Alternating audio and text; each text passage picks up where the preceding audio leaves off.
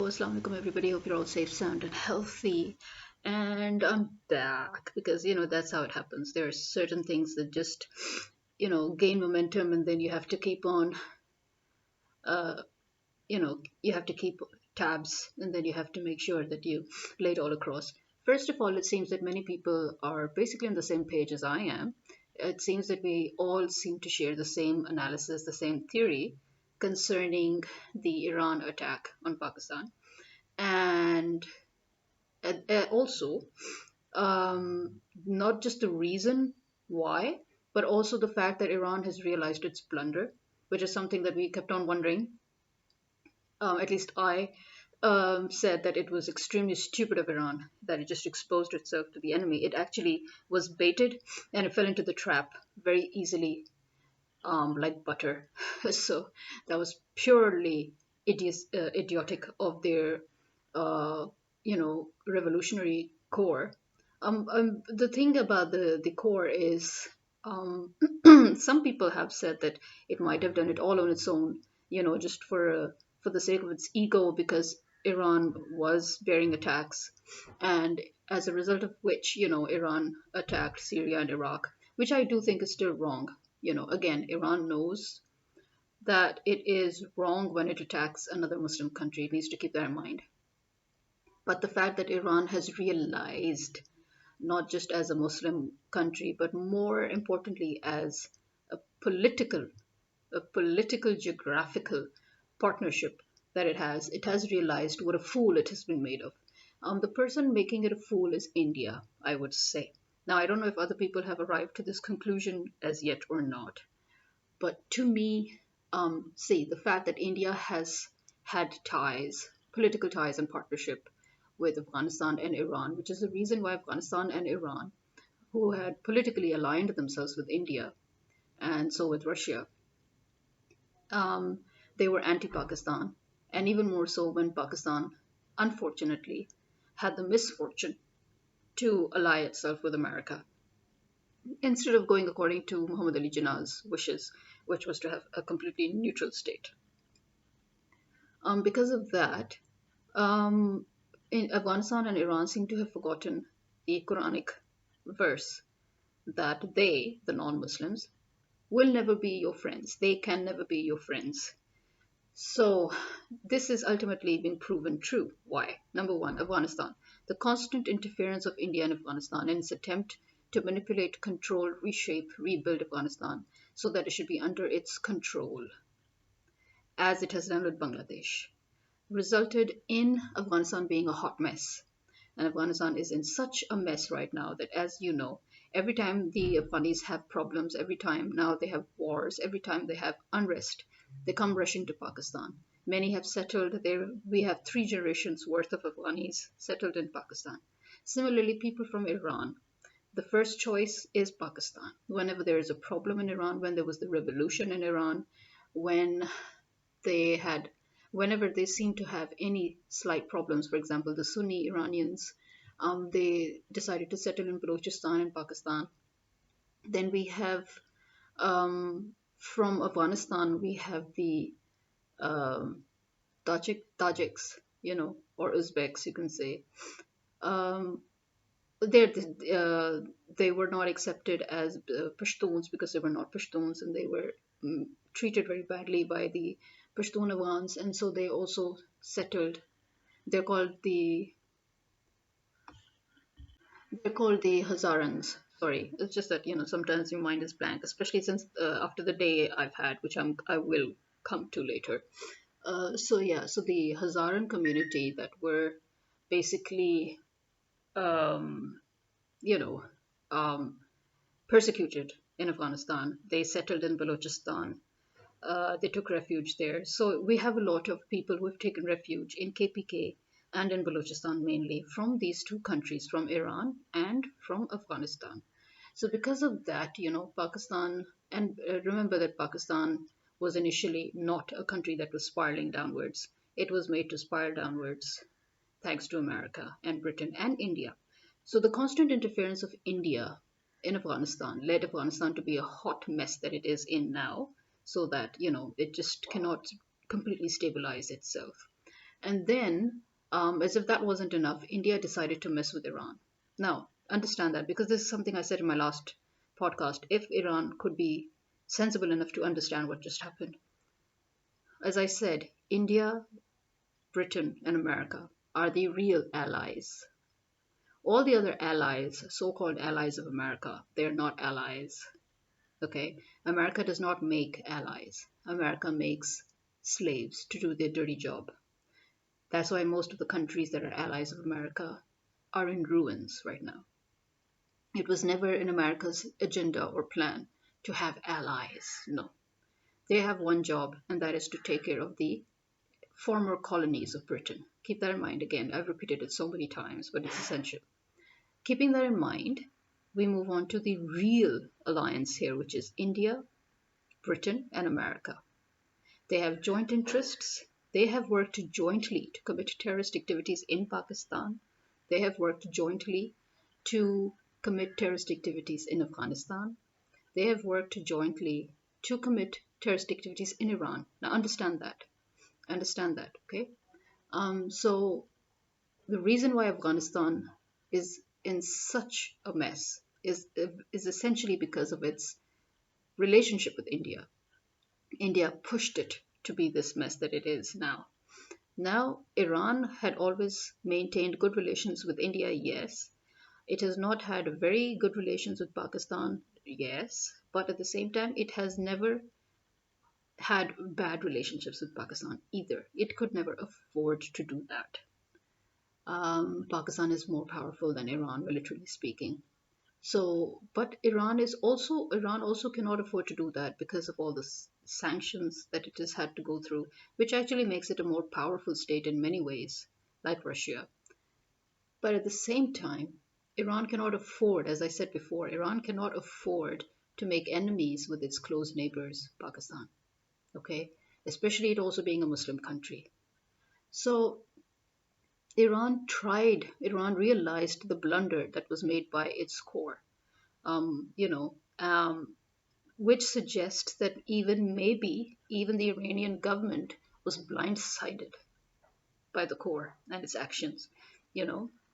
So because the foreign minister had met our minister, they were already in cordial meetings, and suddenly this happened out of the blue, and it surprised everybody. And so Pakistan was like, okay, you know what? Pakistan withdrew its um, ambassador, and it told Iran to keep it to leave their ambassador back in Iran.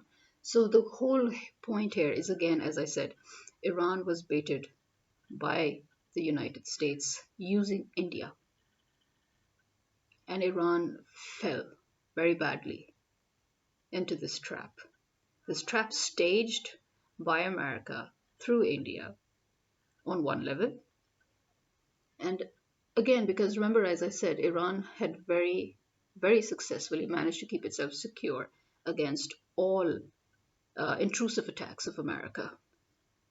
And America has always wanted to invade Pakistan, politically speaking, strategically speaking, to keep Pakistan under its control so that it can use Pakistan's land, once again, I'll repeat myself, to have control over Asia, China, Russia, Iran. Pakistan is Asia's padlock. Iran just shot itself in the foot very badly by this big mistake that it made. And it has realized, you can see it has realized the mistake that it has made. It has realized the repercussions of what it just did because, as I said, it literally handed itself over to its enemy because America finally has an opening now. The opening has always been Pakistan, using Pakistan. Iran knows that right now Pakistan is in trouble because Pakistan is right now under siege by America, and that it will now be used by America the way America has always wanted to use it. And so here we are. Iran attacks Pakistan, even though it later on tries to give an explanation because it realizes what it did. It makes an explanation that no, we weren't intending to attack any Pakistanis, we were attacking our own, Jaish al Adl, that these are Iranian citizens, but we don't consider them Iranian because they're not Shias or whatever. But the point is that they said that they were attacking their own. people who were working against their country's interests. And so Pakistan basically did the same. Pakistan counterstruck and then said that, you know what, we were not aiming for any Iranian citizens. We were aiming for our own Baluchi Liberation Army, um, who are basically our own citizens working against our national interests on Iranian soil. And there you have it. Obviously, the question is that are these facts? Is the is Jaish al-Adl really working against Iranian interests using Pakistani soil, and vice versa? Are the Baluchi Liberation Army using Iranian soil to um, work with RAW to uh, work against Pakistani's national interests? So this is a valid question.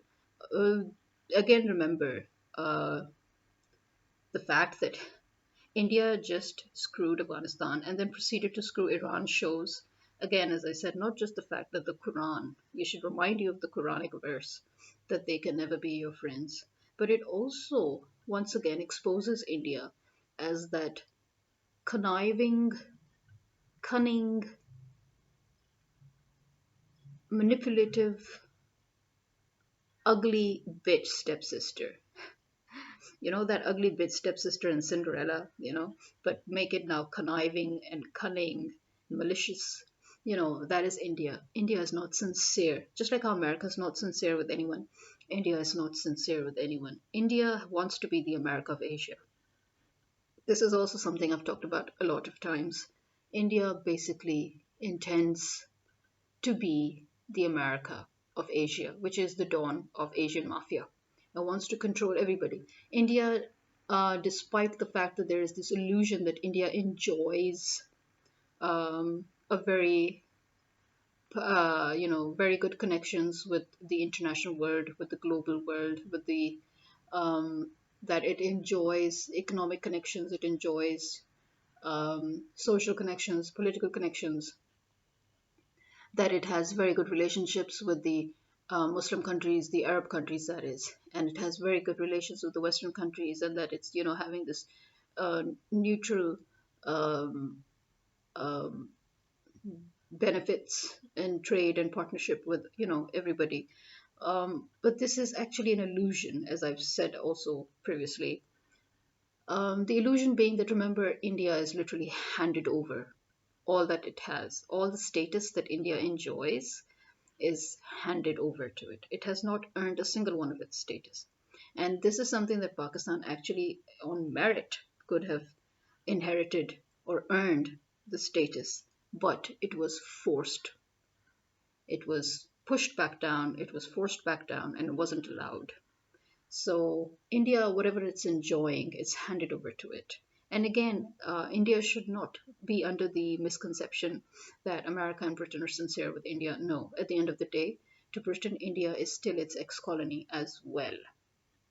India will never be exactly above them or superior to them or their equals. To them, India is just a ground for them to settle into. Once they've taken over Pakistan, then they will settle into India again because they need occupied Kashmir. When anything India does clashes with their interest regarding that border line, they will just as swiftly turn their backs on India. And I think India secretly, somehow inside, instinctively knows it. That is why India suddenly decides that it's okay for it to attack so called terrorists in other Western countries like in Canada, and that it can dismiss America's investigative processes regarding its movements in the Western world. So yeah, there could be, but again, that again can just further go against India. So Israel is working with India again simply because Israel and American interests align in the sense that they need Pakistan, right? And they know that the conflict that they have planted, the conflict of Kashmir, is going to serve them for that purpose. It's going to serve them to control both India and Pakistan. And eventually, you know, uh, to finally begin to fight China and Russia and Iran. Remember again, Iran. So Iran literally has realized the consequences, the repercussions of its foolhardy move, the very stupid move that it made, the blunder that it made, and now it's thinking that, and that is why it is actually coming for de-escalation. Iran, I think, secretly hoped that Pakistan would never counterstrike and that Pakistan would go for a diplomatic de-escalation. But Pakistan, obviously, because again, that was very stupid of Iran to assume that, knowing that Pakistan is right now 100% under American control. And so America used it. See, America used India to bait Iran to expose itself, which Iran very neatly fell into that trap. And then America finally got Iran where it wanted it to be and used Pakistan to counter-strike Iran. So finally, it's got hold of Iran's foot, literally. It could drag Iran around anytime. And now Iran is, that's why, trying to de-escalate. Remember that Pakistan is not exactly Pakistan anymore. It's not a sovereign state anymore. So Pakistan is literally a colony of the United States. I think all that is left is that we need to start earning in dollars and have American passports. That's all that's left. Otherwise, we are practically, for all intents and purposes, under America, which means that America is going to force us to realliance ourselves. America's enemies are our enemies, America's allies are our allies, which obviously goes against our own interests and our own foreign policies as a sovereign state. But we are no longer a sovereign state. Keep that in mind. So India may be rejoicing in the fact that Pakistan is finally realigning itself under America's control. But remember, as I said, America is not sincere with India either. America, again, needs India's soil too to get a firmer plant um, along China, or Chinese border, you can say. So, um, that signal that Iran thought it was going to give to Pakistan, because I remember I said before that Iran was pissed off at Pakistan because it could see that Pakistan was going against, the interests, against the collective interests of the Muslim countries in the region. And, this was Iran's warning. But Iran realized how wrong it could have warned Pakistan in another way.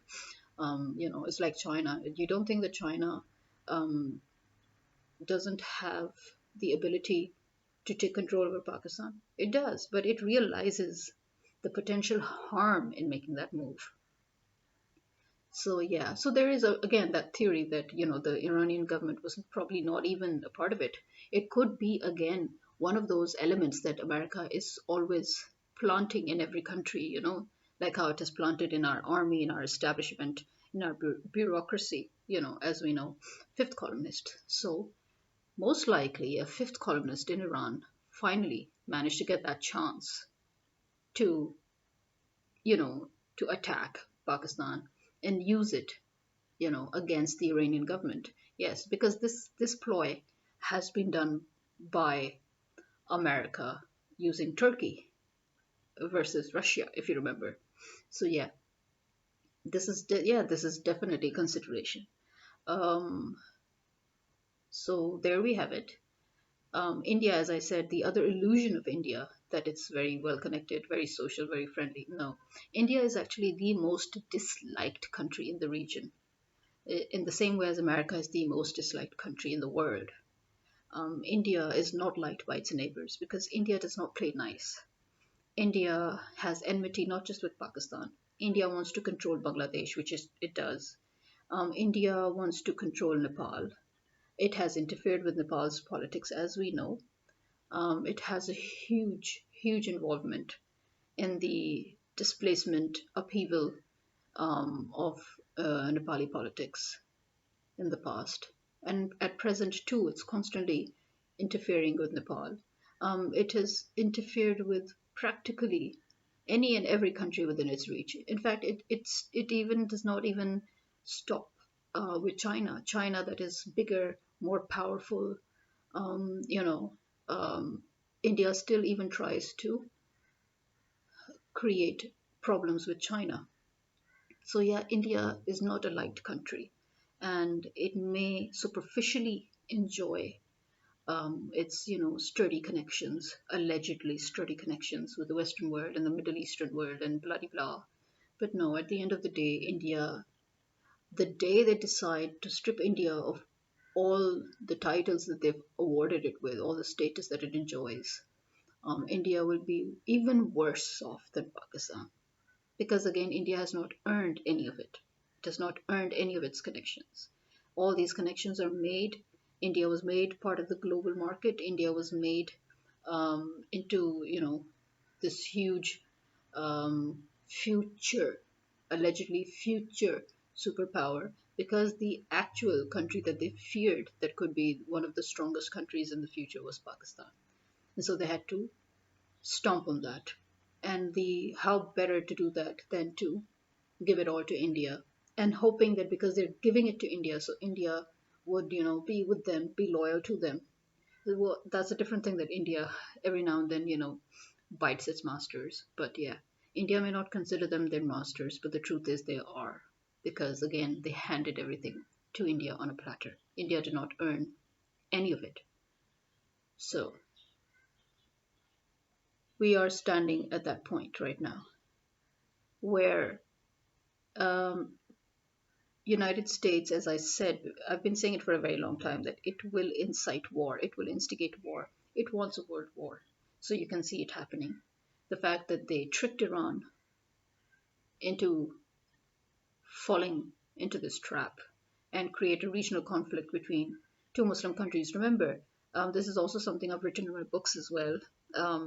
The 9/11 charade was not just so that Bush could pass the bill for, surveillance, but also because they wanted to demonize Muslim ideology of jihad. Because if you remember, it was always in their plans. Greater Israel plans and American plans was always to once again recolonize all the Muslim countries and steal from them, plunder, and get all their resources and everything. That has always been the main agenda, to have full control. And they know that it's not easy to have full control over Muslim countries unless you totally disarm them. You make them lose confidence in their own faith, in their own beliefs, so that they should always be defending themselves and always be in a state of apology rather than in a state of um, offense, or, to be able to counterattack. So the first thing that they did was to break down the whole jihad concept, because it, as I said, it is incumbent on every Muslim nation to wage war against any other invasive country that tries to invade or attack a Muslim country.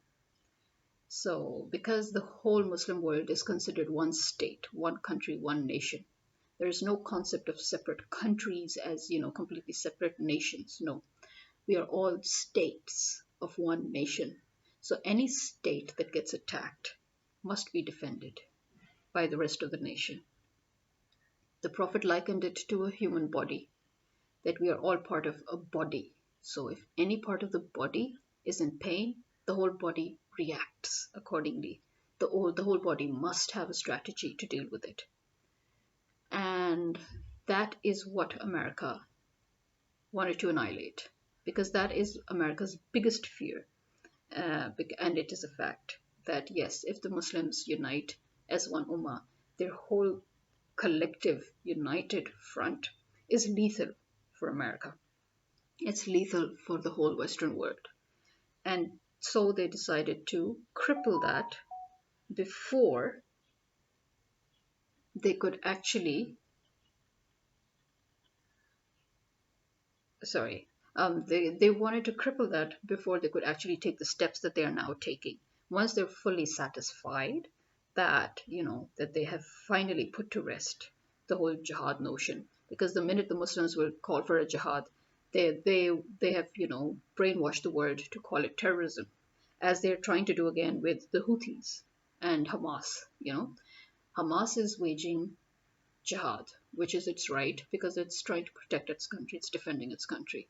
The Houthis are waging jihad, yes, because they are following the Islamic obligation of defending the country that is under attack, the country under attack being Palestine. They're neighbors, they're Muslims, they're fulfilling their duty.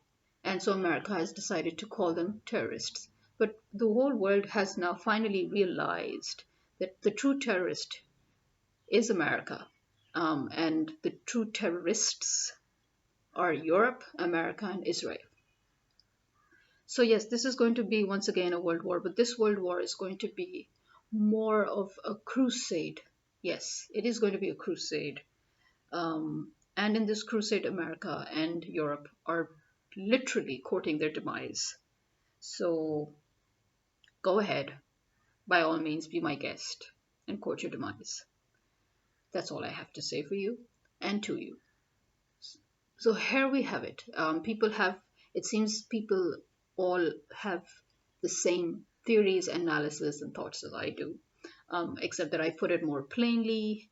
I like to be more direct and short, while people, which is a very good thing that there are people who give their analysis with references, which is really good because that is a very good way to align all the facts. And I love listening to them too. It's usually the fact that I end up uploading my podcast and then I listen to them and then I'm like, oh, okay, they're saying the same thing. That's good to know, which is actually um, it's something that makes me feel so much. It's like that I'm not the only one. That there are people out there who can see what I'm seeing. You know, so this is all I have for now. Um, Iran is going to work with Pakistan to de escalate. The problem is, will America allow Pakistan to de escalate? Because Pakistan personally will also want to de escalate.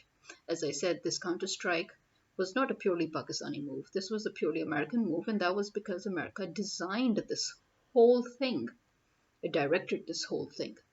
So, Pakistan's army, as we know, has been delivering to America. It has been delivering to India. It has committed all acts of treason. It in itself is a treasonous body. It has to be removed. It has to be annihilated, and it has to be completely rebuilt, reformed, right from scratch. That has to be done if we need Pakistan back, you know, on its on its feet as a sovereign state, because it is no longer a sovereign state. But again, no other country should make that mistake that Iran just did, the thinking that, oh, Pakistan is no longer a sovereign state, it's under America, let's attack it, because thanks to all of this, thanks to the ousting of Imran Khan, our interests have all been, at stake. And, the collective interest that we were working towards has been, finished by America. So let's just finish Pakistan. No, as Iran has realized, that is probably exactly what America is looking for in order to use Pakistan to wage war. And remember, as Liaquat Ali Khan said, Pakistan was not made to get involved in wars. The whole purpose, the whole policy behind Pakistan's foundation was to be able to live in peace. Pakistan will actively help anybody to mediate peace, but it will never be involved and it will never be partnered in waging war. And that is why Liaquat Ali Khan was killed. Remember that. This is, sorry, it's been very cold. So yeah, now I'll tell you about the day and night I've had. Basically, what's happening is that these so-called leaders of the nation, these so-called uh, managers of the state, who said that they are so good at managing the state, that they were behind Imran Khan's management of the state. Yeah, that's why we now have not just gas shortage, which is deliberate, but we have load shedding and unscheduled load shedding, thank you very much, together with scheduled, in this dead winter. Okay, in the dead of winter, we're getting load shedding, and they're saying, I mean, just look at them, they're saying that we are having a shortfall because of, blah, blah, blah. Okay, forget the shortfall. What happened yesterday? Last night, throughout the night, there was no light. There was no light from basically 10 p.m. onwards. You might argue that, light came for a few milliseconds in between twice, but no, no, forget all that. Why? Because that light that comes with, for just a few milliseconds, that is usually in the form of a power surge or that can cause disruptions. And so it shuts off once again immediately. And then you can forget about seeing any light anytime soon. And that's exactly what happened. This issue is ongoing actually till now, even as I speak. Light has We have had power outage constantly. So even when the light does manage to come, it comes for a few minutes and then out it is again for a whole hour, and then that's it. So throughout the night and throughout the day till now, it's been going on. And right now it is 1:28 p.m. Okay, and in all of that, my solar system inverter decided to go berserk on me, and it just shut everything down. So I was without light.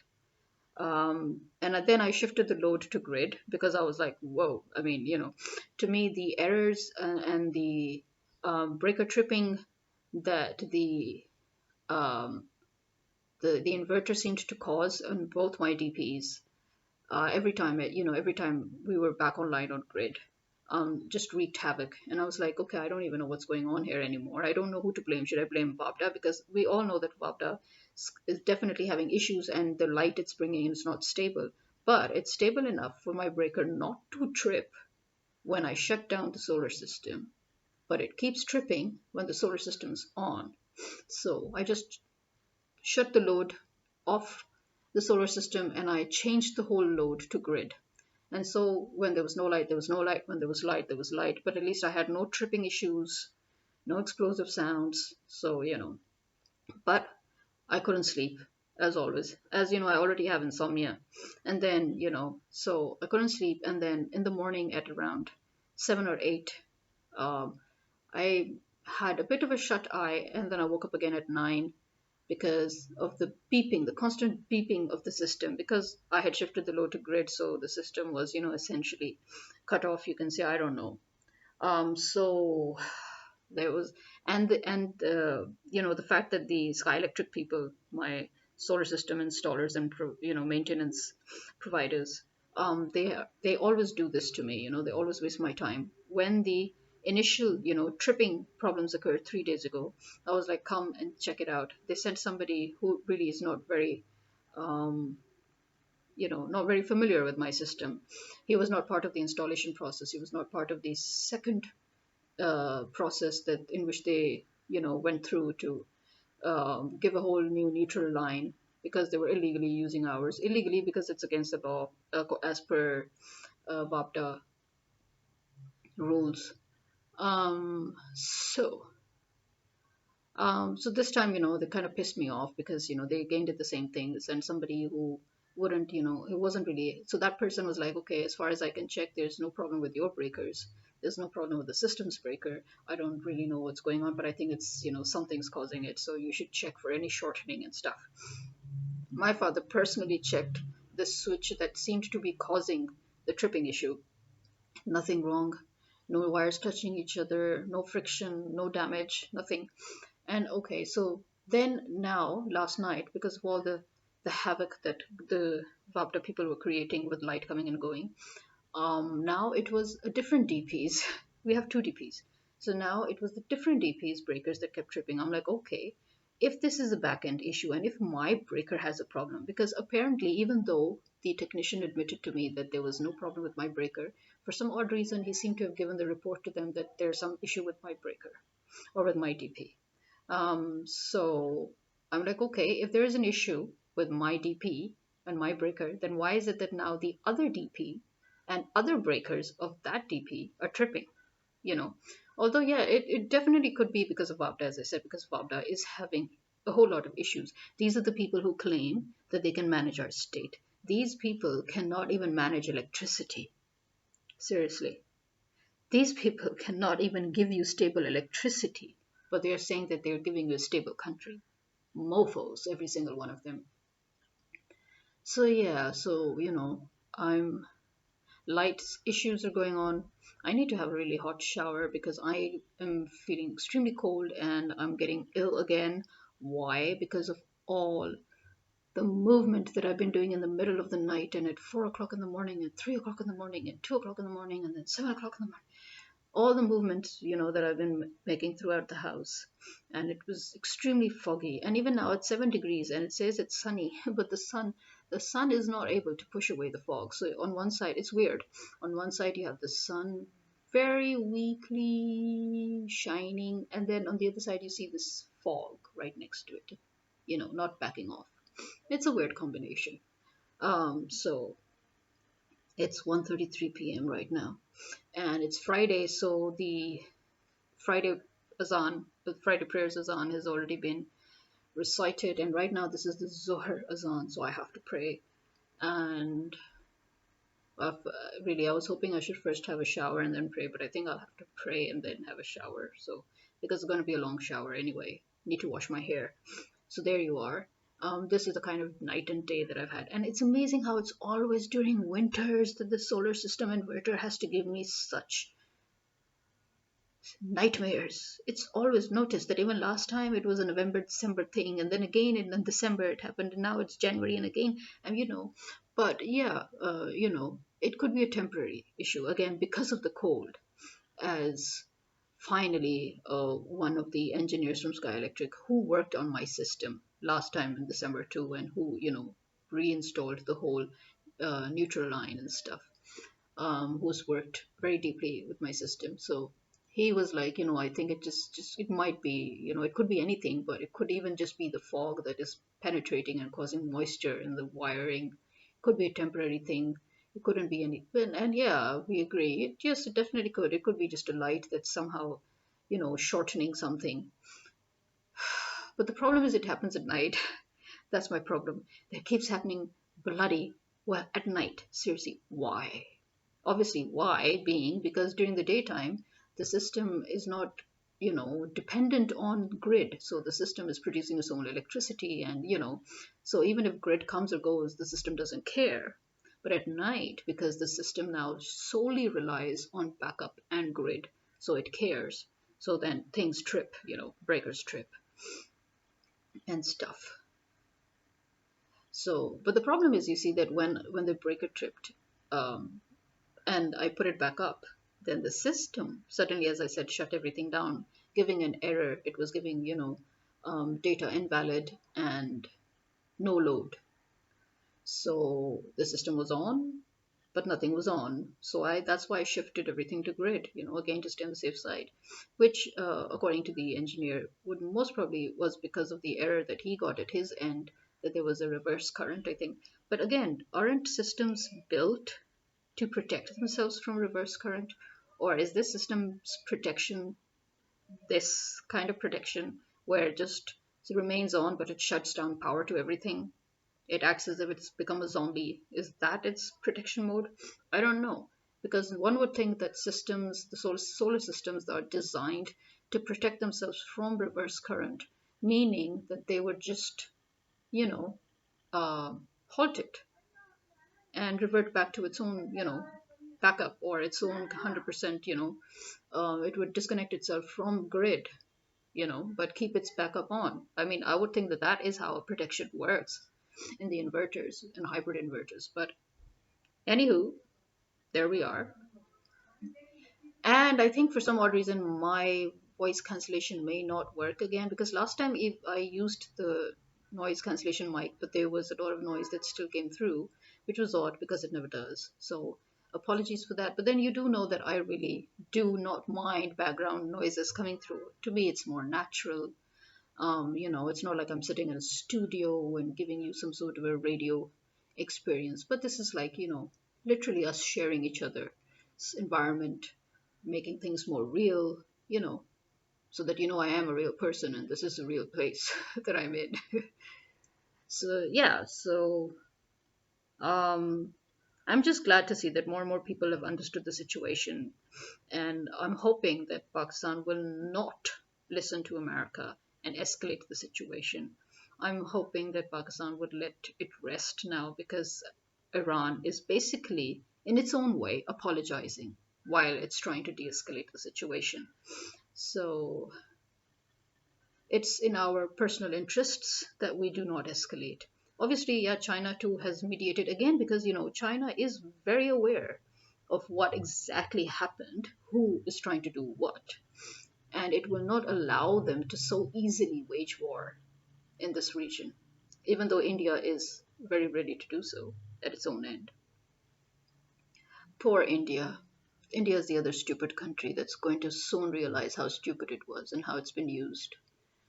So, this is me signing out. Khuda Hafiz.